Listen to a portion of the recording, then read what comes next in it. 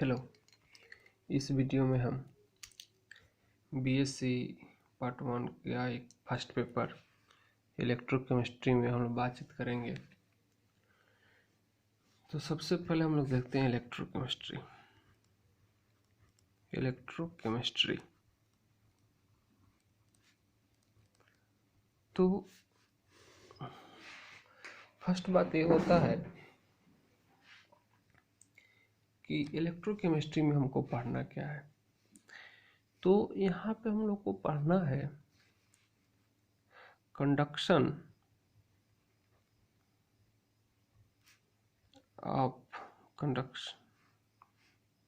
Of electric current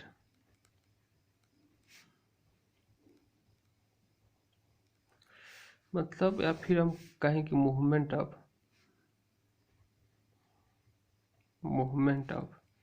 electric current,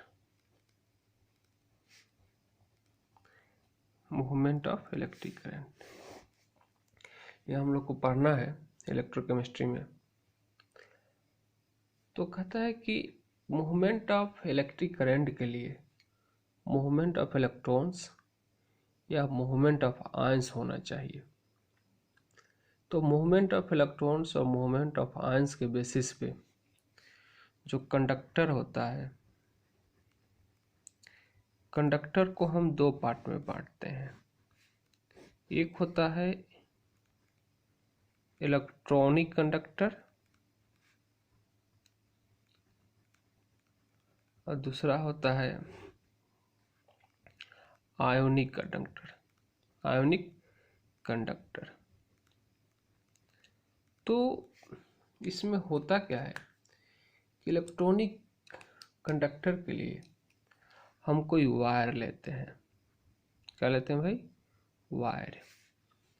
और आयनिक conductor के लिए हम इलेक्ट्रोलाइट लेते हैं। क्लियर? तो इलेक्ट्रॉनिक कंडक्टर के नाम से ही लग चुका होगा आपका, इसमें फ्लो ऑफ इलेक्ट्रॉन होगा या फ्लो ऑफ चार्ज होगा ड्यू टू इलेक्ट्रॉन। और इसमें जो फ्लो ऑफ चार्ज होगा वो ड्यू टू आयंस। इसमें आयंस के कारण चार्ज का फ्लो होगा। Clear?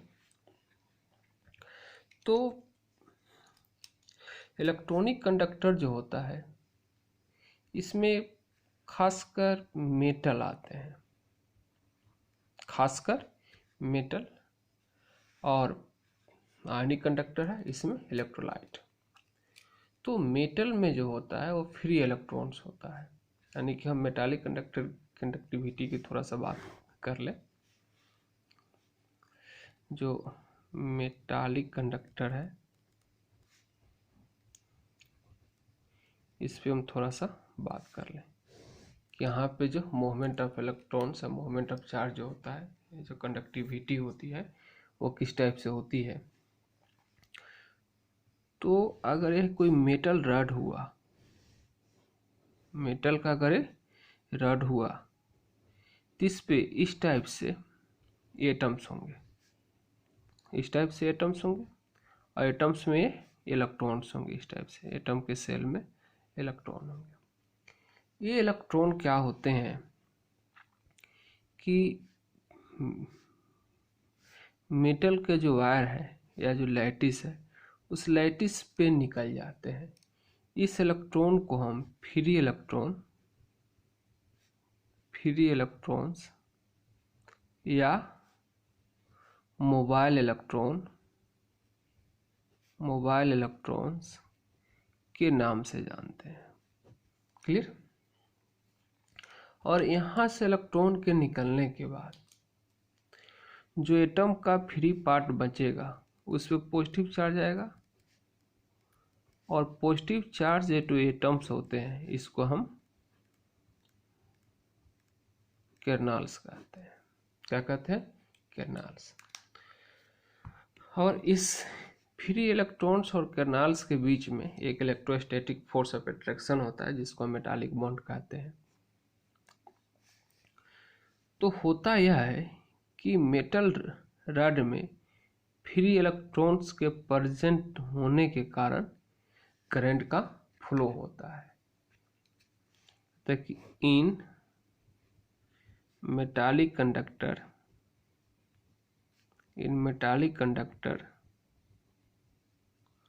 flow of charge is due to presence of free electrons के प्रेजेंस के कारण चार्ज का फ्लो होता है, यही इलेक्ट्रिक करंट होता है। क्लियर। इसके बाद हम बात करते हैं इलेक्ट्रोलाइट में। सबसे फर्स्ट बात आता है कि इलेक्ट्रोलाइट क्या है। तो कह सकते हैं कि द केमिकल सबस्टेंस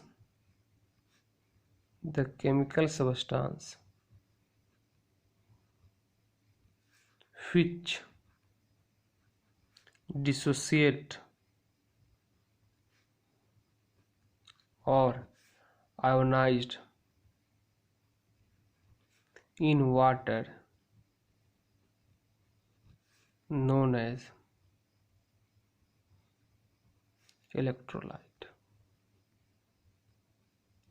जो वाटर में डालने के बाद डिसोसिएट हो जाए या आयोनाइज हो जाए उसे हम इलेक्ट्रोलाइट कहते हैं। जैसे कि NaCl है, इसको वाटर में डालें तो Na प्लस एक्वस और Cl माइनस एक्वस में यह डिसोसिएट हो जाता है, तो इसको हम इलेक्ट्रोलाइट कहते हैं।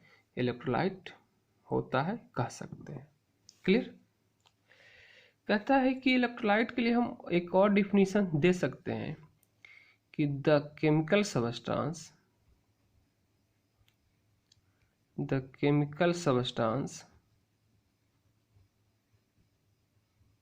whose aqueous solution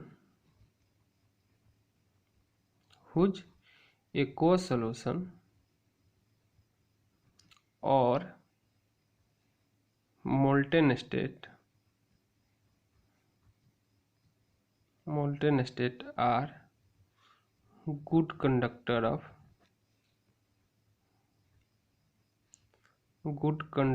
of electric current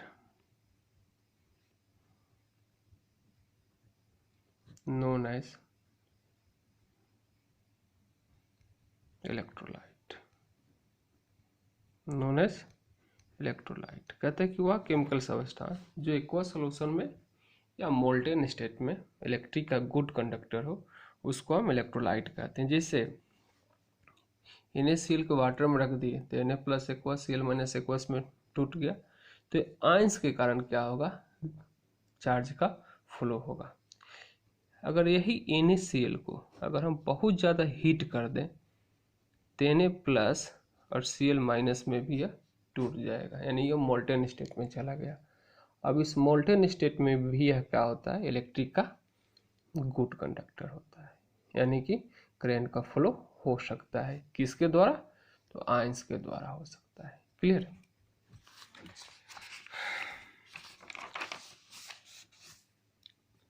तो एक चीज आप समझ गए कि इलेक्ट्रोलाइट क्या है और मेटालिक कंडक्टर क्या है। क्लियर। थोड़ा सा यहाँ पे और हम इलेक्ट्रोलाइट पे बातचीत करेंगे। कहते हैं कि इलेक्ट्रोलाइट जो होता है वो दो टाइप का होता है। एक होता है स्ट्रॉन्ग इलेक्ट्रोलाइट और दूसरा होता है वीक इलेक्ट्रोलाइट। एक स्ट्रॉन्ग इलेक्ट्रोलाइट होता है, दूसरा वीक इलेक्ट्रोलाइट होता है। तो कहता है कि स्ट्रॉन्ग इलेक्ट्रोलाइट क्या है, वीक इलेक्ट्रोलाइट क्या है। इस पे हम लोग बातचीत करें तो कहता है कि the electrolytes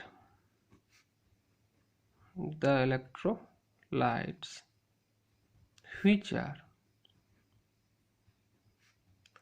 completely dissociate or ionized in water।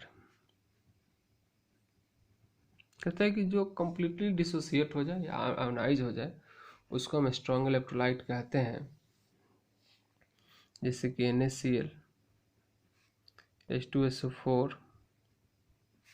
HNO3, HCl, KCl, ये सब के सब क्या है, ये सब के सब स्ट्रॉन्ग इलेक्ट्रोलाइट है। कहता है कि इसका लगभग हम 100% डिसोसिएशन या आयोनाइजेशन मानते हैं इसकी 100% डिसोसिएशन हो जाता है। क्लियर। वीक इलेक्ट्रोलाइट में कहता है कि द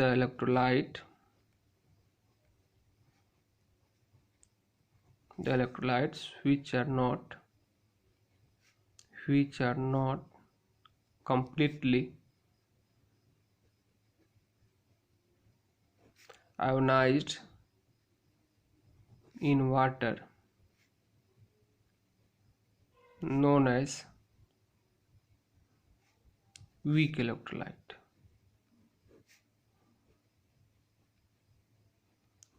कहते हैं कि जो वाटर में कम्प्लीटली आयोनाइज ना हो उसको हम वीक इलेक्ट्रोलाइट कहेंगे, जैसे HCN, acetic acid, aluminium hydroxide, H3PO4, सबके सब क्या होंगे, वीक इलेक्ट्रोलाइट होंगे। क्यों वीक होंगे, क्योंकि इनका वाटर में 100% डिसोसिएशन नहीं होता है। क्लियर। जिसके कारण हम वीक इलेक्ट्रोलाइट कहते हैं। कहता है कि दो टर्म हम लोग यूज किए, एक हम लोग यूज किए टर्म आयोनाइजेशन। तो आयोनाइजेशन क्या होता है इसको समझेंगे तो कहता है कि आयोनाइजेशन के लिए कि change of electrolyte into ions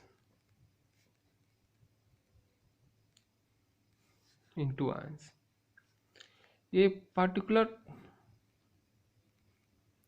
covalent compounds के लिए ये टर्म यूज होता है। नेक्स्ट टर्म हमने यूज किए डिसोसिएशन। तो डिसोसिएशन क्या होता है, तो कहता है कि सेपरेशन इनटू आयंस। अगर आयंस में अगर सेपरेशन हो जाए तो उसको हम डिसोसिएशन कहते हैं। ये खासकर आयोनिक सॉलिड के लिए या आयनिक कंपाउंड के लिए ये वर्ड यूज होता है। क्लियर। अब नेक्स्ट हम 2-3 टर्म पे बात करेंगे। एक टर्म होगा हमारा फैक्टर अफेक्टिंग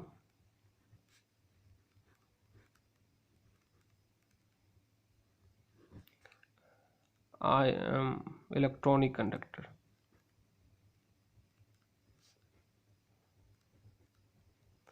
कौन कौन से फैक्टर्स होंगे जो इलेक्ट्रॉनिक कंडक्टर को इफेक्ट करेंगे।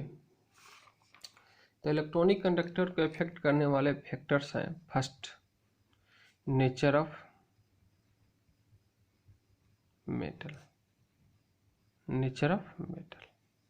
अलग अलग मेटल का कंडक्टिविटी जो होगा यानी कि मूवमेंट ऑफ इलेक्ट्रॉन्स जो होगा वो अलग अलग ढंग से होगा। Next number of valence electron.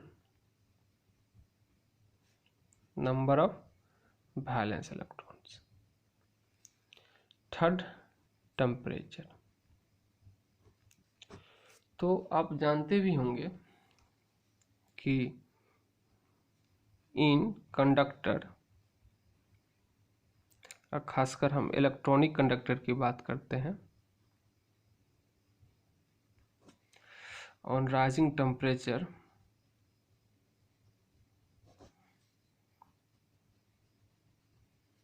conductivity decrease due to collision between electrons and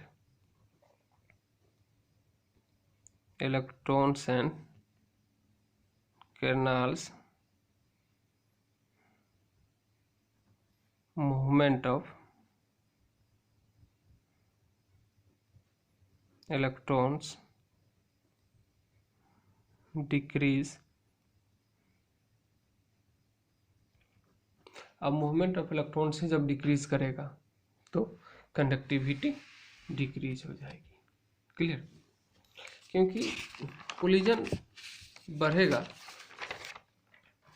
electrons के बीच में, इलेक्ट्रॉन्स के बीच में कोलिजन बढ़ेगा, जिससे क्या होगा कि इलेक्ट्रॉन का जो मूवमेंट होगा वो स्लो हो जाएगा, और इलेक्ट्रॉन के मूवमेंट को स्लो होने के कारण जो इलेक्ट्रिकल कंडक्टिविटी है वो डिक्रीज हो जाएगा। क्लियर? नेक्स्ट टॉपिक देखते हैं लोग कि फैक्टर्स अफेक्टिंग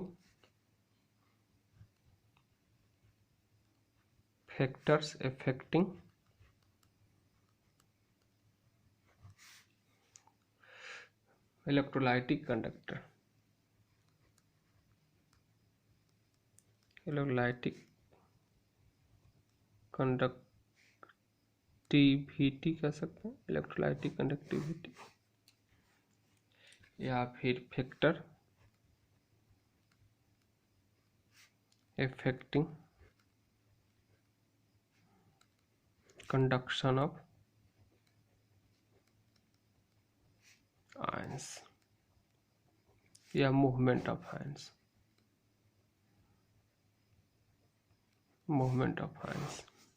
क्लियर? तो फर्स्ट फैक्टर्स आता है इसमें नेचर ऑफ इलेक्ट्रोलाइट,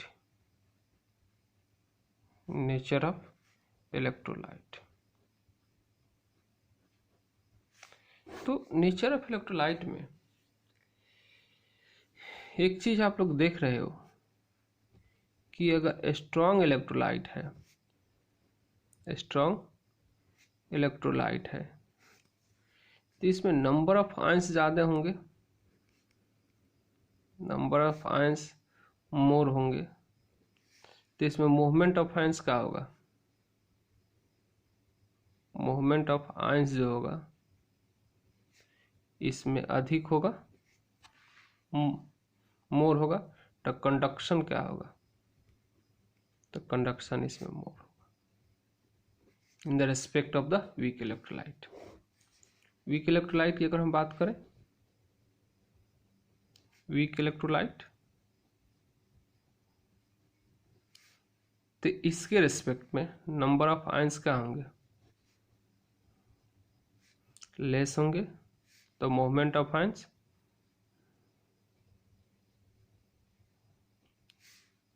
भी, मूवमेंट ऑफ आयंस क्या होगा?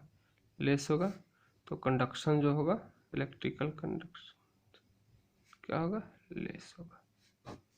Clear? Next, nature of solvent,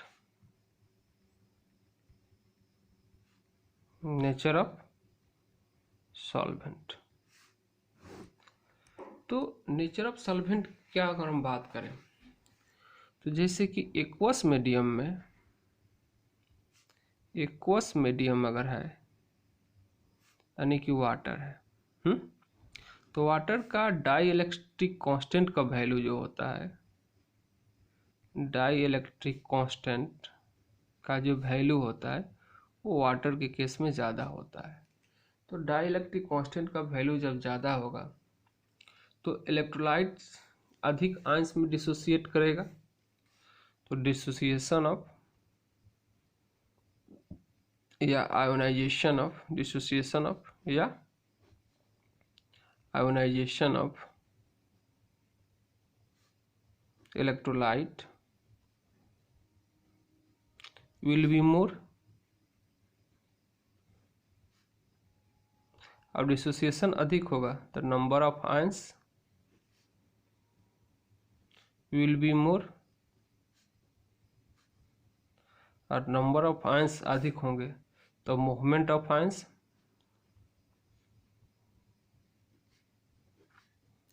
और मूवमेंट ऑफ आयंस ही क्या है, कंडक्टिविटी है, यानी कि conductivity will be more,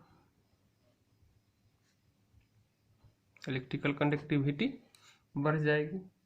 clear. तो सॉल्वेंट का यही, अगर हम सॉल्वेंट के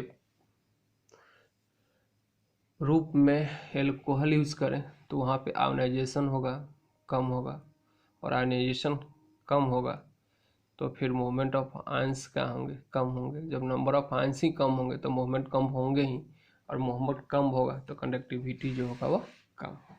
क्लियर। थर्ड फैक्टर्स है विस्कोसिटी ऑफ सॉल्वेंट। तब विस्कोसिटी ऑफ सॉल्वेंट अगर होगा, कहते हैं कि विस्कोसिटी अगर अधिक हुआ तो मूवमेंट ऑफ आयंस लेस होगा। तो मूवमेंट ऑफ आयंस लेस होगा तो इलेक्ट्रिकल कंडक्टिविटी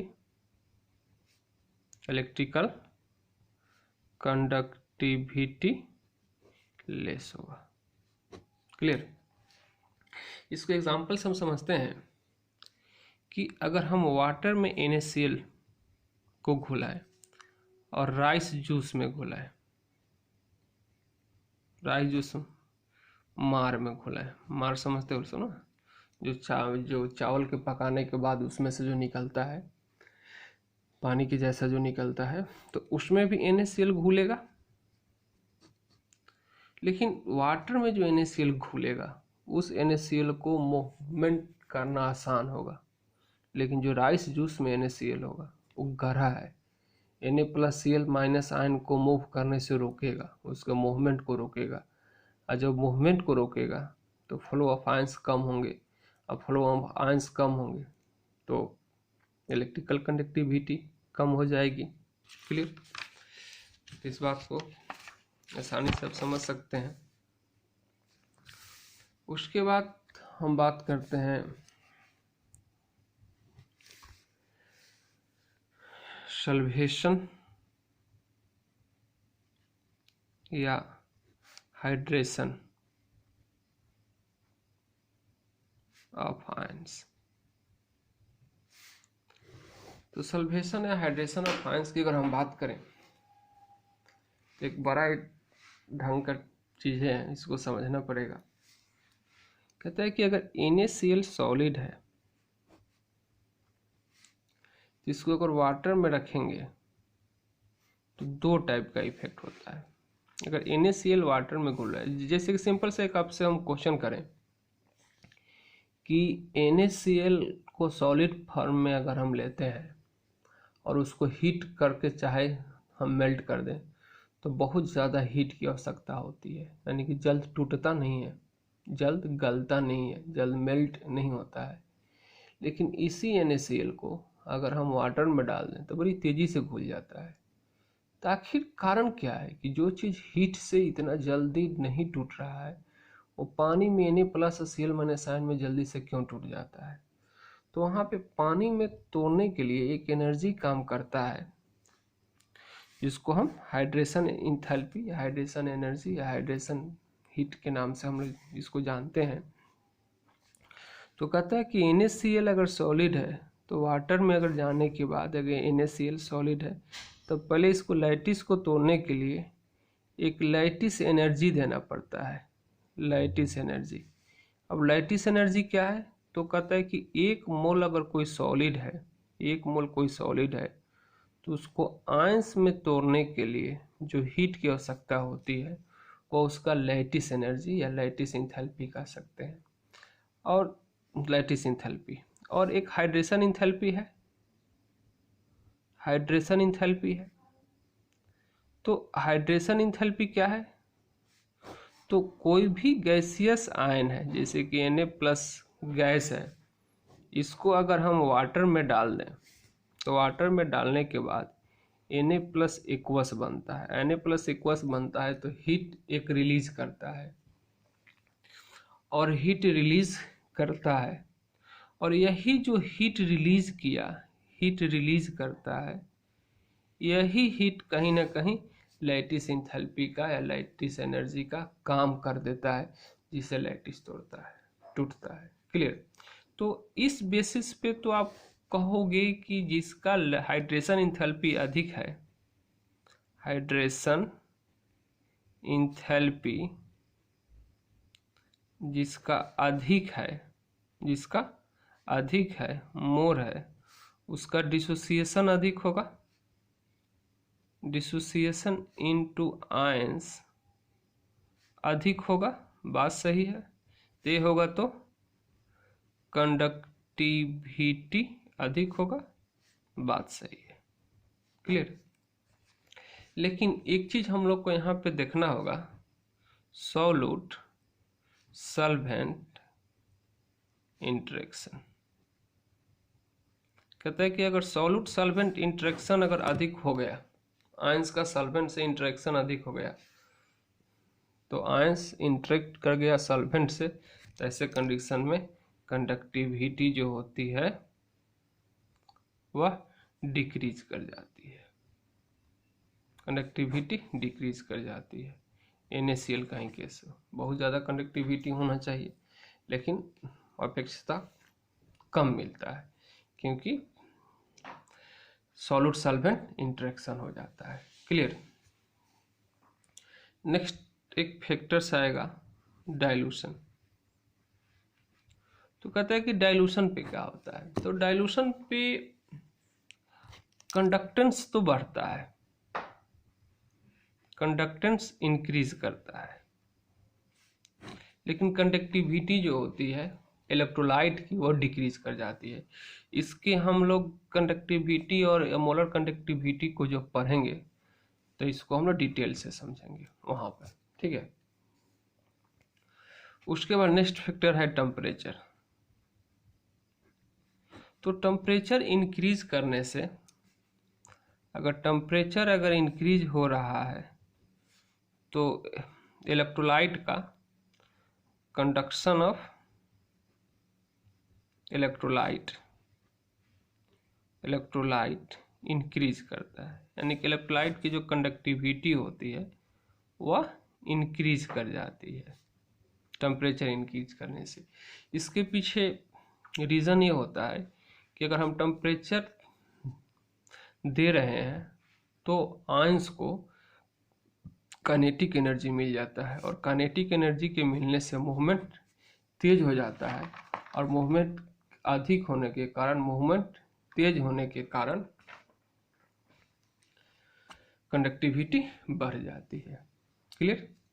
तो आई होप समझ में आया होगा। उसके बाद हम बात करते हैं कि इलेक्ट्रॉनिक कंडक्टर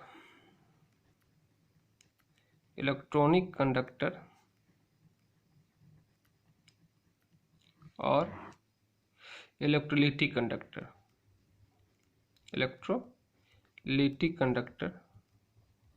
और इलेक्ट्रोलिटिक कंडक्टर को हम आयनिक कंडक्टर भी कह सकते हैं। आयनिक कंडक्टर, दोनों में डिफरेंसेस क्या होंगे? क्लियर? तो इसमें आप लोग समझ चुके हो कि फ्लो ऑफ करंट जो होता है वो ड्यू टू इलेक्ट्रॉन्स होता है, इसमें क्या होता है? Due to ions. यहाँ पे जो करंट का फ्लो होगा ड्यू टू आयंस। इलेक्ट्रॉन को हम मेटर मानते नहीं है, तो हम कह सकते हैं कि no material flow, no material flow, इसमें किसी मटेरियल का फ्लो नहीं होगा। इसमें हम कह सकते हैं मटेरियल फ्लो। मटेरियल फ्लो इसलिए कहेंगे क्योंकि आयंस का फ्लो है और आयंस को हम मैटर मानते ही हैं। कहते हैं यहाँ पे no chemical change, chemical change कहता है कि इलेक्ट्रॉन के फ्लो होने से वायर में कोई केमिकल चेंज नहीं होता है, कोई केमिकल रिएक्शन नहीं होता है। यहाँ पे कहता है कि chemical change may take place.